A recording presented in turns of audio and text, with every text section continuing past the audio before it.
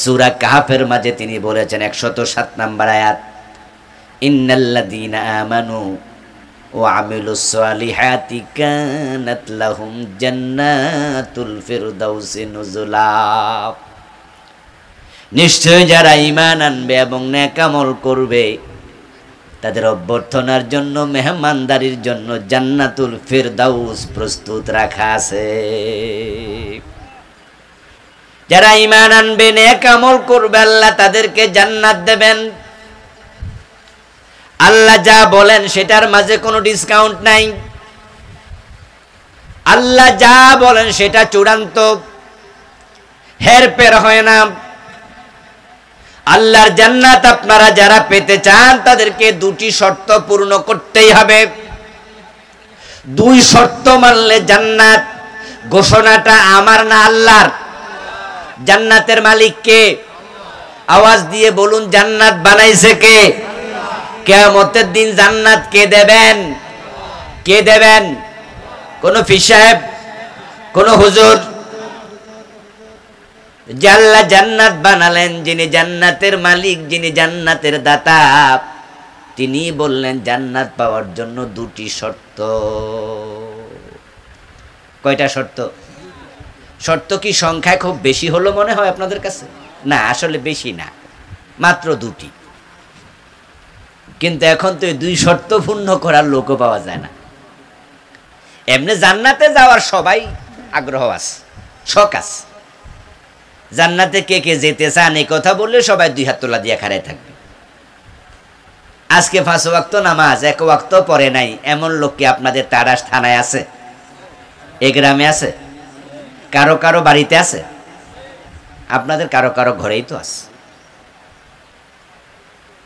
এই রমজানে 30টা রোজার মাঝে 15টা রাখে নাই, 15টা রাখছে, 20টা রাখছে, 10টা রাখে নাই, 1টা রাখছে, 2টা রাখে নাই, কিছু রাখছে, কিছু ছাড়ছে। এমন মুসলমান এই দেশে আছে না নাই? অথচ ওদেরকে প্রশ্ন করুন জান্নাতে যাবে নাকি, তারাও বলবে হ্যাঁ। একবারে কট্টর বেনামাজি, জুমার নামাজটা পড়ে না এমন কিছু জালেম এই সমাজে আছে না নাই? ওরে জিজ্ঞাসা করবেন জান্নাতে যাবে, সেও বলবে জি। যাইতে সবাই চায় কিন্তু শর্ত মানতে সবাই চায় না। অথচ ভালো করে শুনুন মুসলমান, আল্লাহ যা বলেন সেখানে আল্লাহ তাআলা কোনো ডিসকাউন্ট দেন না। তিনি যা বলেন সেটা চূড়ান্ত। ভালো করে শুনবেন, তিনি যা বলেন সেটা ফাইনাল। অজুর ফরজ কয়টা? কথা বলুন, সবাই বলেন। 4টা। প্রচন্ড শীতের কারণে মুখ ধুইলেন, পা ধুইলেন, হাত ধুইলেন, মাথা মাসে করলেন, শীত বেশি তাই পা ধন নাই, 3টা মেনে নামাজ পড়ে ফেললেন, 1টা ফরজ বাদ দিলেন, পা ধন নাই। ওই 3 ফরজের মূল্য কত? নামাজের সওয়াব হবে কিছু, অর্ধেক। আল্লাহ বলেছেন 4 ফরজ, 3 ফরজ মানবা, 1 ফরজ মানবা না। 3 ফরজ মানার কোনো দাম নাই। আল্লাহর কথা যে কতটা চূড়ান্ত হয় দেখেন। তিনি বললেন ইদা কুমতুম ইলাস সালাতি ফাগসিলু উজুহাকুম ওয়া আইদিয়াকুম ইলাল মারাফিক। যখন নামাজে দাঁড়ানোর সংকল্প করবা, অজু করো, মুখ ধো, হাত ধুইবা তোমার কনুই পর্যন্ত। সীমানা আল্লাহ দিলেন আঙ্গুলের মাথা থেকে কনুই পর্যন্ত। আপনি হাত ধুইতে যাইয়া যদি আপনার এখানে 1-2টা পশমের জায়গায় পানি না পৌঁছে, অজুটা আছে না গেছে? আল্লাহর কথা এতটাই চূড়ান্ত, তিনি যে সীমা দিছেন এর ভিতরে একটা পশমের জায়গাও পানি পৌঁছা থেকে বাদ থাকতে পারবে না। যদি থাকে বাকিটা পানি পৌঁছাইয়া কোনো লাভ নাই। আমরা যে নামাজ পড়ি, নামাজের মাঝে আরকান হাকাম 13টা ফরজ আছে, আসেনি? কেউ যদি 12টা ফরজ মানে 1টা ফরজ বাদ দিয়া নামাজ পড়ে, ওই 12 ফরজের নামাজে সওয়াব পাবে, কিছু পাবে। আংশিক, বরং 13 ফরজের জায়গায় 12 ফরজ মেনেছেন, 1 ফরজ মানেন নাই। ওই 12 ফরজের কোনো দাম নাই। এবার বলুন তো, জান্নাতে যাওয়ার জন্য যে 2 শর্ত, 2টাই মানবেন না একটা বাদ দিবেন? 2টা মানলে জান্নাত। 1 নাম্বার শর্ত ঈমান, 2 নাম্বার শর্ত নেক আমল। এখন বাংলাদেশে প্রথম শর্তে সবচেয়ে বেশি ঘাটতি চলছে, ঈমানের বড় অভাব চলছে। দ্বিতীয় শর্ত পূর্ণকারী মানুষ এখনো কিছু আছে। দ্বিতীয় শর্ত নেক আমল, নামাজ, রোজা, হজ, যাকাত, তাসবিহ, তাহলিল, জিকির, আজকার, জিহাদ, মুজাহাদা, এই সব হলো দ্বিতীয় শর্ত। নেক আমল প্রথম শর্ত হলো ঈমান। বাংলাদেশে ঈমানদারের সংখ্যাই সবচেয়ে কম। টুপি আছে, দাড়ি আছে, পাজামা পাঞ্জাবি, পাগড়ি মেসওয়াক সব আছে, অথচ ঈমান নাই, এমন মানুষের অভাব। قال النبي صلى الله عليه وسلم يأتي على الناس زمان يجتمعون في المساجد ليس فيهم مؤمن। এমনটা যে হবে, প্রিয় নবীজি 1400 বছর আগে বলে গেছেন, এমন এক জামানা আসবে যেই জামানার মানুষগুলো ইয়াজতামিউনা ফিল মাসাজিদ, তারা মসজিদে একসাথে হবে, নামাজ রোজা করবে, লাইসা ফিহিম মুমিন, অথচ তাদের মাঝে একটারও ঈমান থাকবে না। ঈমান ভেঙে যাবে, ঈমানহীন মানুষ হবে। আচ্ছা, আমাদের দেশে কাদিয়ানি নামে একটা সম্প্রদায় আছে, আপনারা কি জানেন? নাম শুনেছেন? কাদিয়ানির নাম শুনছেন? শুনছেন? যারা শুনছেন তারা একটু জবাব দিবেন। যারা জানেন, কাদিয়ানিরা কি নামাজ পড়ে না? পড়ে। ওদের মসজিদ আছে, ইমাম আছে, মুয়াজ্জিন, টুপি, দাড়ি। এবার বলুন তো, কাদিয়ানিরা কি মোমেন না কাফের? ঈমান আছে? ঈমান নাই, নামাজ আছে। ঈমান নাই, নামাজ আছে, মসজিদ আছে। ঢাকা বকশীবাজার বাংলাদেশ মাদ্রাসা শিক্ষা বোর্ড আছে। এই বকশীবাজারে ঢাকা আলিয়া মাদ্রাসা আছে। ওখানে গেলে দেখবেন ঢাকা আলিয়া মাদ্রাসার কাশগড়ি হলের সাথেই কাদিয়ানীদের একটা চমৎকার মসজিদ আছে, একবার রাস্তার সাথে। আহমাদিয়া মুসলিম জামাত লেখা আছে। ওখানে 5 ওয়াক্ত আজান হয়, 5 ওয়াক্ত নামাজ হয়। তারপরে আবার মাজারে যায়া পীরের পায়ে সেজদা দেয়। এমন লোক বাংলাদেশে আছে না নাই? যে পীরের পায়ে সেজদা দিল লোকটা মুমিন না মুশরিক? ঈমান আছে না গেছে? এইভাবে বাংলাদেশে কত লোক আছে যারা 5 ওয়াক্ত নামাজ পড়ে, অথচ তার ঈমানটাই নাই। রাসূলুল্লাহ সাল্লাল্লাহু আলাইহি ওয়াসাল্লাম বলেছেন, তাকুনু বাইনাস সাআতি ফিতানুন কাকতাইল লাইলিল মুজলিম ইউসবিহু ফিহা আর-রাজুলু মুমিনান ফায়ুমসি কাফিরা ওয়া ইউমসি মুমিনান ফায়ুসবিহু কাফিরা ওয়া ইয়াবিউ আকওয়ামুন দীনাহুম বিআরাদিম মিনাদ দুনিয়া। প্রিয় নবীজি বলতেছেন, কিয়ামতের আগে অবস্থা বড় ভয়াবহ হবে। সূর্য ডুবে গেলে চারদিক থেকে যেমন আধার ধেয়ে আসে, কিয়ামতের আগে তামাম দুনিয়া থেকে কুফর বের হবে। ওই কুফরির জামানা এত জঘন্য হবে, মানুষগুলো সকাল বেলায় মুমিন থাকবে, সন্ধ্যা বেলায় কাফের হয়ে যাবে।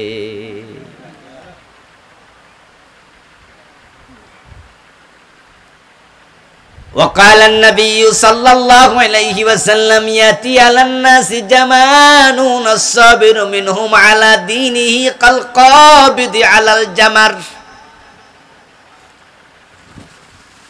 আল্লাহর হাবিব সাল্লাল্লাহু আলাইহি ওয়াসাল্লাম বলছেন, এমন এক জামানা আসবে যে জামানায় দ্বীনের উপরে টিকে থাকা হাতের মাঝে আগুনের কয়লা রাখার মতো কঠিন হবে। এ কয়েকটা হাদিস সামনে রাখেন, একটার সাথে আরেকটা মিলান, মিলাইলে বুঝবেন ওই জামানা কি আসবে না এসে গেছে। এমন এক জামানা আসবে মানুষ মসজিদে নামাজ পড়বে, ঈমান থাকবে না। কাদিয়ানির মসজিদে আমরা পেয়ে গেলাম। এমন এক জামানা আসবে মানুষ নামাজ পড়বে কিন্তু মুমিন না, সকালে মুমিন সন্ধ্যায় কাফের। ভণ্ড পীরের মুরিদ আমরা পেলাম, যারা মসজিদে আল্লাহর সেজদা দেয়, মাজারে যায় ফিরে দেয়।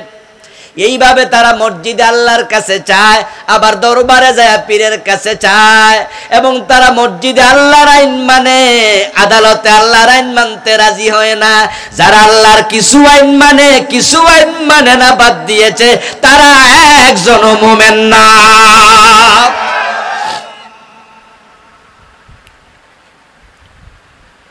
কিছু আইন মানলেন, কিছু আইন মানলেন না, আপনি কাফের। কথা বড় শক্ত, কিন্তু কিছু করার নাই। কথাটা তো আমার নয়, কথা তো আল্লাহর। কোরআনে আল্লাহ বলছেন, ইয়াকুলুনা নুমিনু বিবাদিন ওয়া নাকফুরু বিবাদ ইউরিদুনা আন ইয়াত্তাখিযু বাইনা যালিকা সাবিলা উলাইকা হুমুল কাফিরুনা হাক্কা। কথা তো আল্লাহর। ইয়াকুলুনা নুমিনু বিবাদ ওয়া নাকফুরু বিবাদ, তারা বলবে আমরা ঈমান এনেছি, এই যে নামাজ মানি, রোজা মানি, হজ মানি, যাকাত মানি, তাহলে আল্লাহর জমিনে আল্লাহর আইন লাগবে। চোর ধরে হাত কাটো, এটা মানো না কেন? যাকাত ধরে চুলে দিতে হবে, মানো না কেন? যারা করলে 100 বেত লাগাতে হবে, মানো না কেন? আল্লাহর আইনে দেশ চলতে হবে, মানো না কেন? তখন বলো, হুজুর সব কি আর মানা যায় নাকি? ইয়াকুলুনা নুমিনু বিবাদ, তারা বলে কিছু তো মানি, ওয়া নাকফুরু বিবাদ, আর কিছু মানতে পারি না। আল্লাহ তাআলা বলছেন, ইউরিদুনা ইয়াত্তাখিযু বাইনা যালিকা সাবিলা। তারা পুরা মুমিন হয় না, পুরা কাফের হয় না। পুরা মুমিন হইলো বলতো সব মানি, কাফের হইলো কইতো কিছু মানি না, কিন্তু এরা মাঝামাঝি থাকতে চায়। উলাইকা হুমুল কাফিরুনা হাক্কা, যারা মাঝামাঝি থাকতে চায়, সব মানে নাই, আমার আল্লাহ ঘোষণা দেয় তারা সবগুলো পুরোপুরি কাফের। আমার প্রিয় ভাইয়েরা, কাফের হওয়ার জন্য পুরা কোরআন স্বীকার করা লাগে না। ঈমান হলো অঙ্কের মতো। যারা শিক্ষিত ভাই আছেন তারা একটু জবাব দিয়েন। 10 লাইনের অঙ্ক, 9 লাইন ঠিক হয়েছে, 1 লাইন ভুল হয়েছে, 10 নম্বরে কত পাবেন? কথা বলেন। একজনে যদি 10 লাইনে 10 লাইন ভুল করে, সে পাবে কত? আর একজন 5 লাইন ভুল করছে, 5 লাইন ঠিক করছে, হে পাইব কত? অঙ্কের নিয়মটা বুঝে নেন। এটা ঈমানের সাথে মোটামুটি একটা মিল আছে। এ কোরআন মাজিদে যত সূরা আছে, সব সূরা মানা ঈমান। যদি 113 সূরা মানে, 1 সূরা না মানে, মুমিন না কাফের? 113টা নাম মানলো, কই লাভ নাই। অঙ্কের মতো 10 লাইন অঙ্ক, 9 লাইন ঠিক হয়েছে, 1 লাইন ভুল হয়েছে, 0। ওই 9 লাইন ঠিক হইয়া কোনো লাভ নাই।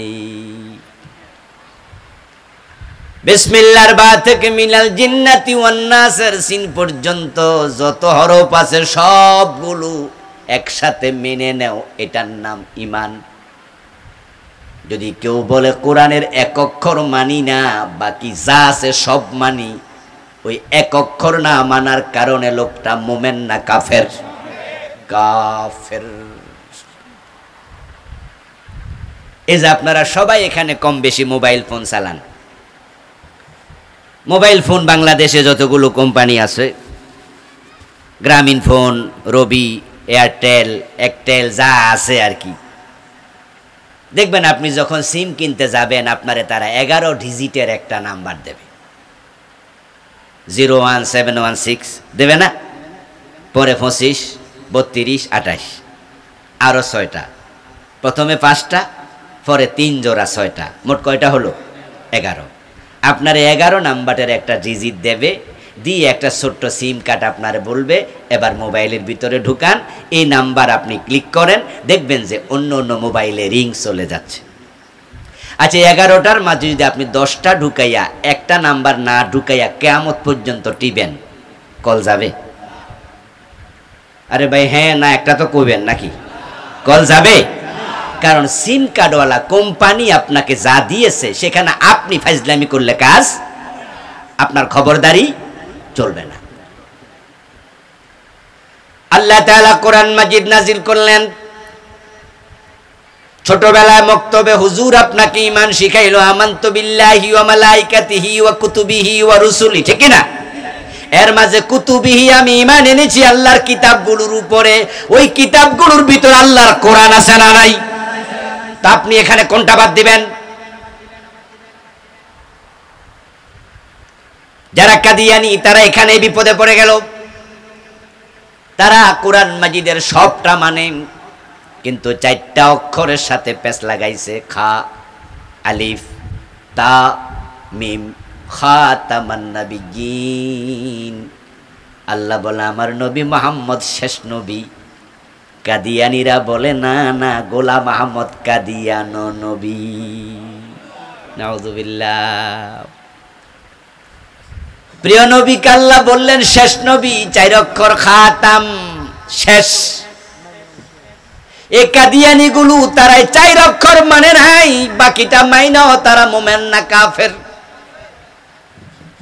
এবার বলুন তো ইবলিস শয়তান আল্লাহর কয়টা আইন মানে নাই? মাশাআল্লাহ, জোরে বলেন কয়টা? এই একটা আইন না মানার কারণে ইবলিস কি মুমিন না কাফের? আবা ওয়াস্তাকবারা ওয়া কানা মিনাল কাফিরিন। আল্লাহর একটা আইন মানে না, আল্লাহ ঘোষণা দেয় ইবলিস কাফের হয়ে গেছে। কাদিয়ানি আল্লাহর একটা মেসেজ মানে নাই, শেষ নবী মুহাম্মদ কাফের। ইবলিস আল্লাহর একটা অর্ডার মানে নাই, আদমরে সিজদা করো, মানলো না, কাফের। এবার আপনাদের কাছে আসছি, ছোট ধরে হাত কাটো, এমন অর্ডার কোরআনে আছে না নাই? 52 বছরে কয়দিন মানছেন? কেন মানবেন? বাংলাদেশে কোনো চোর নাই, ঠিক না? কথা কয় না, চোর নাই, সব ডাকাইতে হয়ে গেছে নাকি? বঙ্গবন্ধু দেশ স্বাধীন করলেন স্বপ্নের সোনার বাংলা গড়ার জন্য। কয়দিন পরে তিনি ক্ষুব্ধ হয়ে বললেন, মানুষ পায় স্বর্ণের খনি, আমি পাইছি। উনি আফসোস করে বললেন, আমার ডানে চোর, আমার বামে চোর, আমার সামনে চোর, আমার। এই মন্ত্রী, 7 কোটি মানুষ, মন্ত্রী কয় স্যার এটাও চুরি হইয়া। আফসোস করে বসে সাটার দল, এই সাটার দল। 52 বছরের বাংলাদেশে চোর ধরে হাত কাটার বিধান আমরা একবারও মানি নাই। ইবলিস একটা আইন মানলো না, তাকে কাফের বলেন। জেনা করলে অবিবাহিত ছেলে মেয়েকে 100 বেত লাগাতে হবে, এমন আইন কোরআনে আছে না নাই? সূরা নূর পড়লে পাবেন, আয-যানিয়াতু ওয়াজ-যানি ফাজলিদু কুল্লা ওয়াহিদিম মিনহুমা মিআতা জালদা। নারী পুরুষ জেনা করবে, অবিবাহিত হলে প্রত্যেককে 100 করে বেত লাগাও। আমার প্রিয় ভাইয়েরা, বাংলাদেশে জেনা ব্যভিচার আছে না নাই? 100 বেতের আইন। স্বাধীনতার পর থেকে 52টা বছর চলে গেল, কোন আদালত 100 বেতের আইন প্রয়োগ করেছে? কাদিয়ানি 4 অক্ষর মানে না, বেঈমান হয়ে গেল। আর আপনার কি খবর? কোরআন মাজিদে আল্লাহ তাআলা বলেন, আলা লাহুল খালকু ওয়াল আমর। এখানে অক্ষর আছে 15টা। আমি তো দেখি বাংলাদেশের হাজার হাজার না, লাখ লাখ নামাজি, হাজি গাজি, টুপিওয়ালা, দাড়িওয়ালা, মাওলানাও আছে। এই আয়াত মানে না, অক্ষর আছে 15টা। কাদিয়ানি মানে না 4টা অক্ষর, তারা কাফের, ফতুয়া দিয়া মজা নেন। আর আপনি মানতেছেন না, হিসাব করেন 15টা অক্ষর, আলা আল্লাহুল খালকু ওয়াল আম, 15টা আমি গনে গনে বলেছি, হিসাব করেছি আগেই, জাস্ট জানাইয়া দিলাম। মানেন যে না তা কেমনে বুঝলেন? অর্থ বললে বুঝবেন। অর্থ হলো সাবধান, সৃষ্টি যার, আইন চলবে শুধুই তার, কথাটা আমার না আল্লাহর। এবার আপনাদের কাছ থেকে জানবো, আওয়াজ দিয়ে একটু বলবেন তো সৃষ্টি কার? জোরে বলেন, সৃষ্টি করেছেন কে? তাহলে সৃষ্টিটা কার? আইন চলবে কার? এ 52 বছর আল্লাহর আইন চলে না ব্রিটিশ আইন চলে? তো ব্রিটিশ আইন মানলে তুমি আল্লাহর গোলাম হলে কেমনে?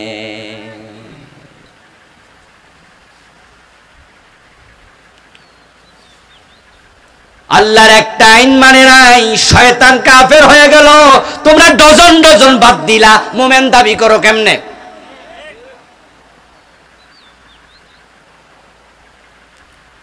জান্নাত পাওয়া এত সোজা না।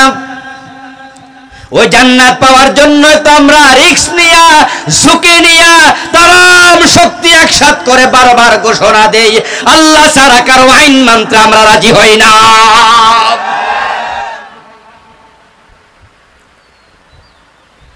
শুধু আল্লাহর আইন মানি, এই কথা বলার কারণেই তো বাংলাদেশে আল্লাহর কত বান্দা বিনা দোষে শুধুমাত্র শত্রুতা করে দোষ চাপাইয়া দিয়া ফাঁসির রশি গলায় ঝুলাইয়া দিছে।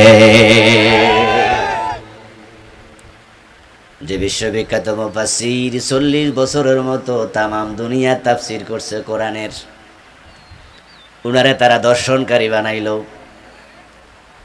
উনাকে তারা হত্যাকারী বানাইল, লুণ্ঠনকারী বানাইয়া যাবজ্জীবন জেল দিল, শুরুতে ফাঁসির অর্ডার দিল। জেলখানে আল্লাহর বান্দা মরে গেল।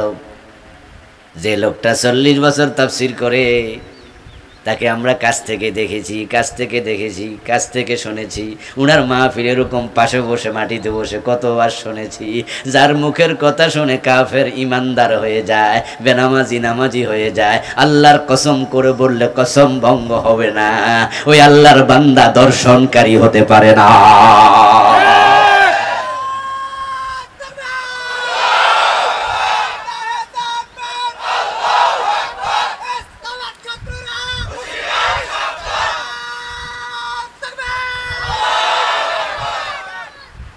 আল্লাহ ছাড়া কারো আইন মানি না, এই চিন্তা যদি তিনি লালন না করতেন, মাহফিলগুলোতে এটা না বলে শুধু জিকির আজকারের ওয়াজ করতো আর ফিরালি কইরা খানকা বানাইতো, ফাঁসি তো দেয়া হতোই না, উল্টা হালুয়া রুটির অভাব হতো না।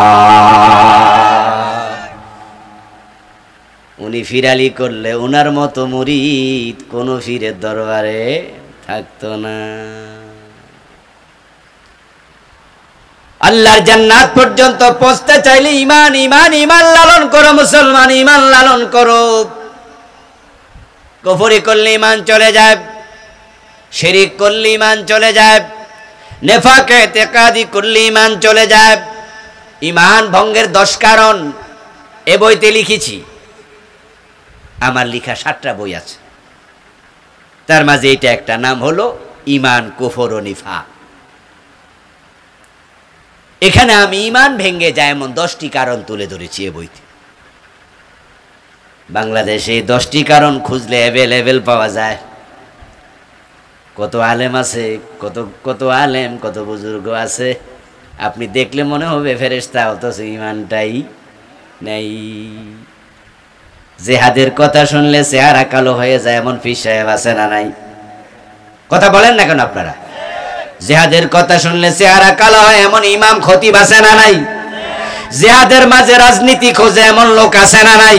জিহাদের মাঝে জঙ্গিবাদ খোঁজে এমন জালেম আছে না নাই? জিহাদের ওয়াজ করলে বলে হুজুর এসব ওয়াজ দরকার নাই, অথচ বলুন তো কোরআনের মাঝে নামাজের কথা আছে। যদি কেউ কয় নামাজ দরকার নাই, ঈমান থাকবে না যাবে? কোরআনের মাঝে হজের কথা আছে না নাই? যদি কেউ কয় হজের ওয়াজ দরকার নাই, ঈমান থাকবে না যাবে?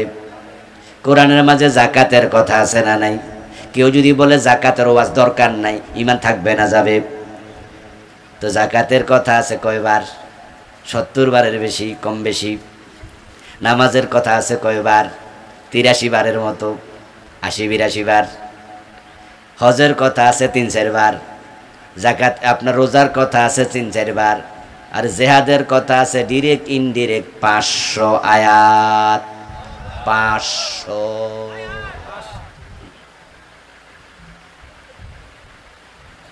যদি কেউ বলে হজের ওয়াজ দরকার নাই, আপনি বলবেন কি কইলি?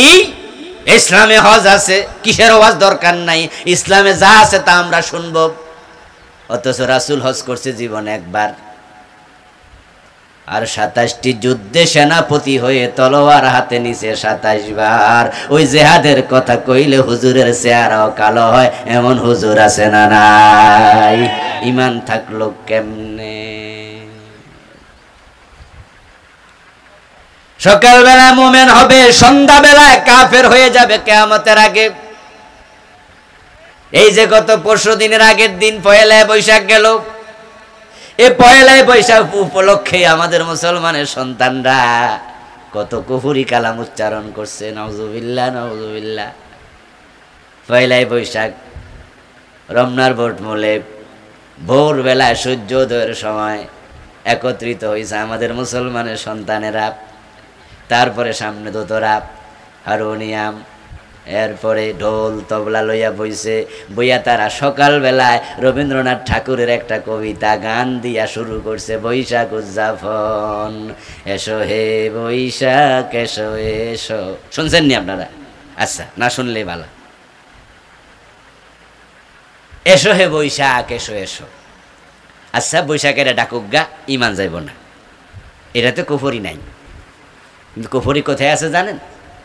এই গানের কয়েক লাইন যাওয়ার পরে, কয়েক স্তবক পড়ার পরে সামনে গেলে সেখানে তারা, রবীন্দ্রনাথ ঠাকুরের কবিতা তো, উনার বিশ্বাস হলো আগুন দিয়ে যা ছাই করা হয় তা পবিত্র হয়। হিন্দুদের ধর্ম বিশ্বাস আগুন দিয়ে পোড়ানোর পরে বস্তু হয় শুচি, পবিত্র। এজন্য তারা মানুষের লাশ পোড়াইয়া দগ্ধ করে দেয়। তারা বলে গুনাহ সহ যা ছিল সব জ্বালাইয়া শুচি করে দিয়েছি। রবীন্দ্রনাথ ঠাকুরের কবিতা এসো হে বৈশাখ এসো এসো, গুগলে সার্চ করবেন, করলে আপনি এখনই দেখতে পাবেন। কয়েক লাইন যাওয়ার পরে সেখানে আছে অগ্নি স্নানে শুচি হোক ধরা। অগ্নি স্নানে শুচি হোক ধরা, অর্থাৎ আগুনের গোসল দিয়া বৈশাখ তুমি পৃথিবীকে পরিশুদ্ধ করো। আগুন দিয়ে পোড়াইলে পরিশুদ্ধ হয়, এটা কি মুসলমানের ধর্ম বিশ্বাস না হিন্দুর? কিন্তু এই কবিতা গাওয়াইলো কাদের মুখ দিয়া? মুসলমানের সন্তানদের মুখ দিয়া।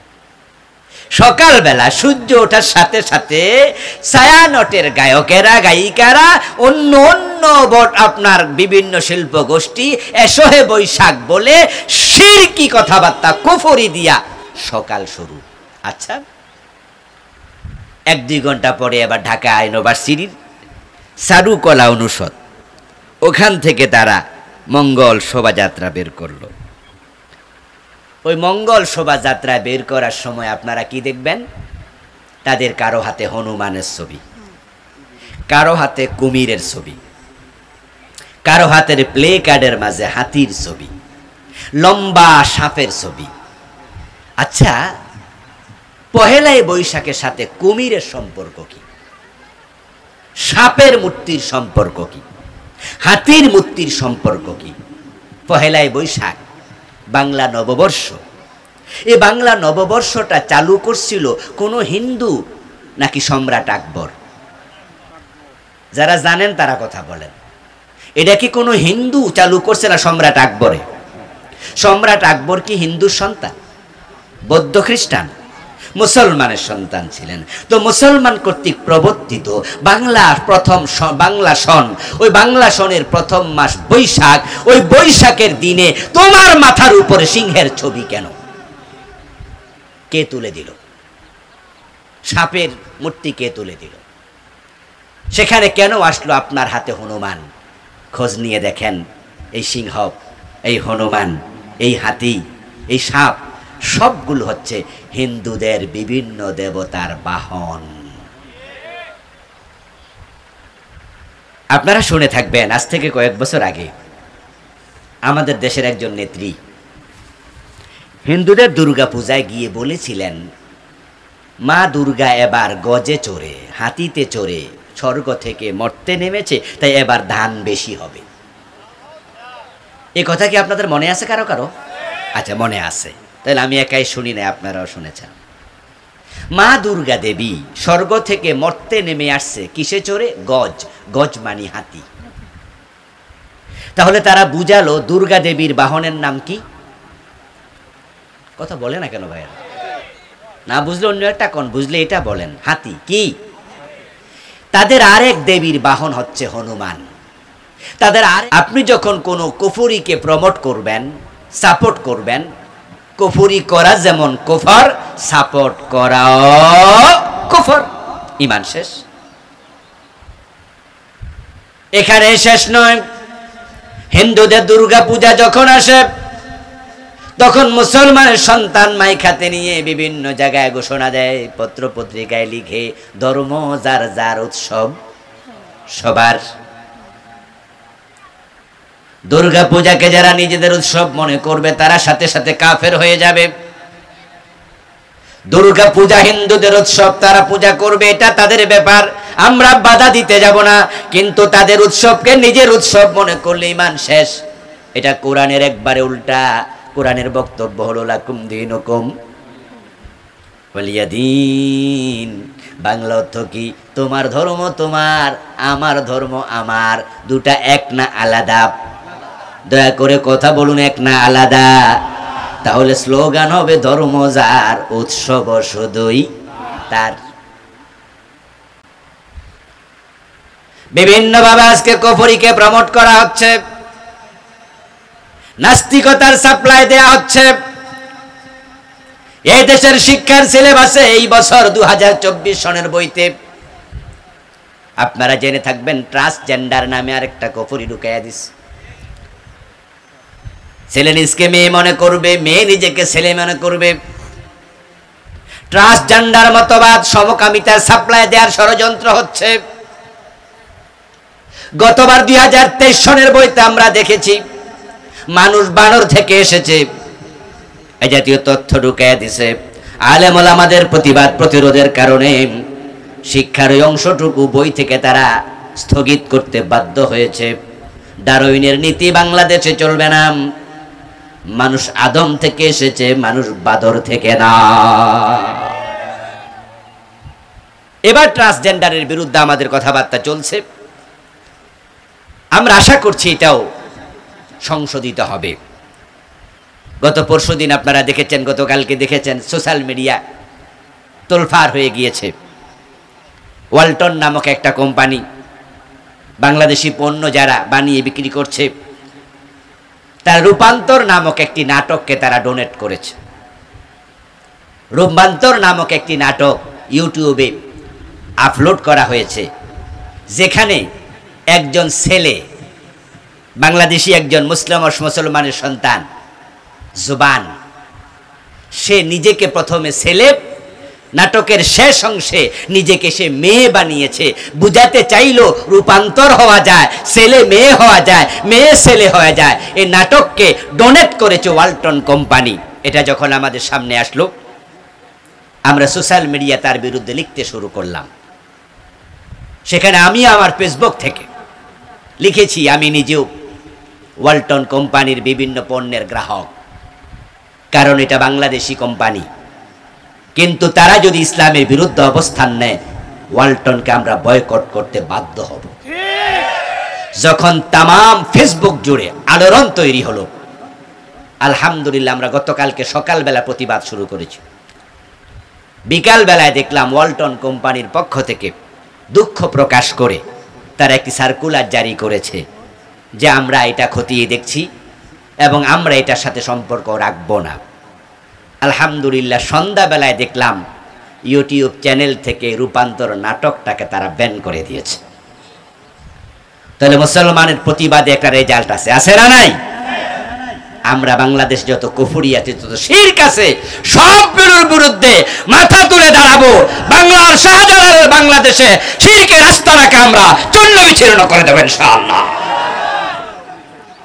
আমাদের সন্তানরা শিরক শিখবে, কুফরি শিখবে, এটা আমরা মেনে নিতে পারি না। আমার প্রিয় ভাইয়েরা, ঈমান বাঁচান জান্নাতে যেতে হলে। ঈমান ভঙ্গের 10 কারণ থেকে নিজেকে সেভ করবেন। দ্বিতীয় হচ্ছে নেক আমল, জান্নাতে যাওয়ার দ্বিতীয় শর্ত।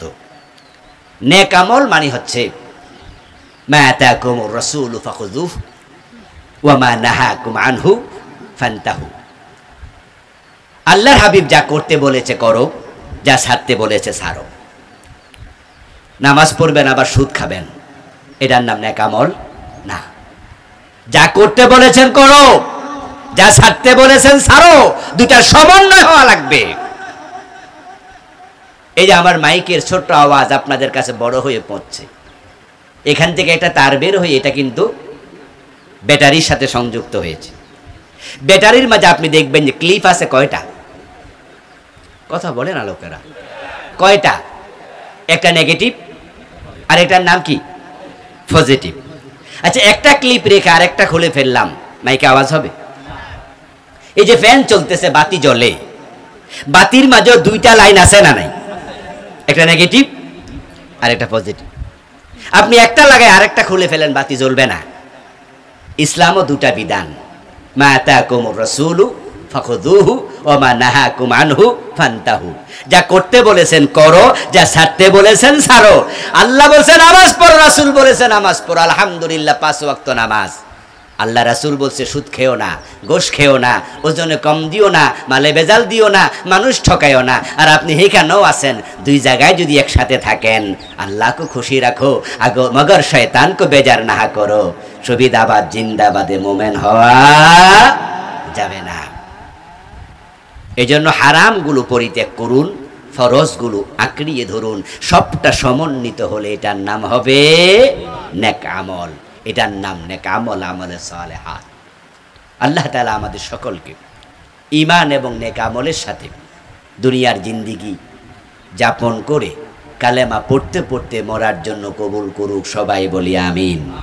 ওয়াল ইলমু ইনদাল্লাহ, আলাইহি তাওয়াক্কালতু ওয়া ইলাইহি উনীব। প্রিয় ভাইয়েরা, এই প্রচণ্ড গরমের মাঝে দীর্ঘ সময় ধরে আপনারা বসে আলোচনা শুনেছেন, এজন্য আপনাদের সকলকে মোবারকবাদ জানাচ্ছি। আমরা দোয়া করে তারপরে ইনশাআল্লাহ বিদায় নেব। 5 ওয়াক্ত নামাজের ব্যাপারে যত্নবান হবেন, মা বোনদেরকে পর্দায় রাখবেন, নিজেরা ইসলাম মেনে চলবেন, কোরআন পড়বেন, কোরআনের অনুসরণ করবেন। ইনশাআল্লাহ হাসতে হাসতে আল্লাহর জান্নাত পর্যন্ত পৌঁছে যাবেন। সে পথে এগিয়ে যাওয়ার তৌফিক আল্লাহ আমাদের দান করুন। আলহামদুলিল্লাহি রাব্বিল আলামিন, ওয়াসসালাতু ওয়াসসালামু আলা নাবিয়্যিনা মুহাম্মাদিন ওয়া আলিহি ওয়া আসহাবিহি আজমাইন। রব্বানা যালামনা আনফুসানা ওয়া ইল্লাম তাগফির লানা ওয়া তারহামনা লানাকুনান্না মিনাল খাসিরিন। রব্বানা আতিনা ফিদ দুনিয়া হাসানাতাও ওয়া ফিল আখিরাতি হাসানাহ ওয়া কিনা আযাবান নার। রব্বিরহামহুমা কামা রব্বায়ানি সগীরা। আয় রাব্বাল আলামিন, আজকের এই মাহফিল তুমি কবুল করে নাও। আমরা যারা এসেছি আমাদের জীবনের গুনাহগুলো মাফ করে দাও। আমাদের সালাম তোমার বন্ধুর কবর মোবারক মদিনা মুনাব্বারায় পৌঁছায়া দাও। এ আল্লাহ, আমরা যারা হাত তুলেছি, কারো মা নাই, কারো বাবা নাই, দাদা দাদি, নানা নানি, আপনজন প্রিয়জন কবরে, সবার কবরে হাদিয়া পৌঁছায়া দাও। সবার কবরকে জান্নাতের টুকরা বানায়া দাও। আজকের এই মাহফিলকে আমাদের নাজাতের ওসিলা বানায়া দাও।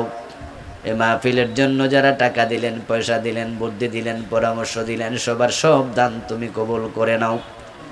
এ আল্লাহ, কোরআন সুন্নাহ থেকে যে কথাগুলো বলা হলো সবগুলো কথা আমল করার তৌফিক দাও। এ আল্লাহ, আমলের সাথে দুনিয়ার জিন্দেগি কাটাইয়া কালেমা পড়তে পড়তে মরার জন্য আমাদের কবুল করে নাও। আজকের মাহফিলের সভাপতি, সেক্রেটারি, কোষাধ্যক্ষ, কমিটির সদস্যবৃন্দ, প্রধান অতিথি, বিশেষ অতিথি, সবাইকে দ্বীনের জন্য কবুল করে নাও। এ এলাকায় তোমার রহমত নাজিল করে দাও। এ আল্লাহ, বাংলার জমিনকে কোরআনের জন্য কবুল করে নাও। ইকামতে দ্বীনের কাজে কর্মী হইয়া কাজ করার তৌফিক দাও। আল্লাহ তোমার জমিনে তোমার দ্বীন কায়েমের জন্য সবাইকে একমত হইয়া কাজ করার সুযোগ করে দাও। রোজি রোজগারে বরকত দাও, হালাল জীবিকা বাড়াইয়া দাও, হারাম থেকে বেঁচে থাকার তৌফিক দিয়া দাও। ওয়ারহামনা ওয়ানসুরনা ওয়াজআল আখিরা কালামিনা ইনদাল মাউত লা ইলাহা ইল্লাল্লাহু মুহাম্মাদুর রাসূলুল্লাহ। ওয়া আসসালামু আলাইকুম ওয়া রাহমাতুল্লাহ।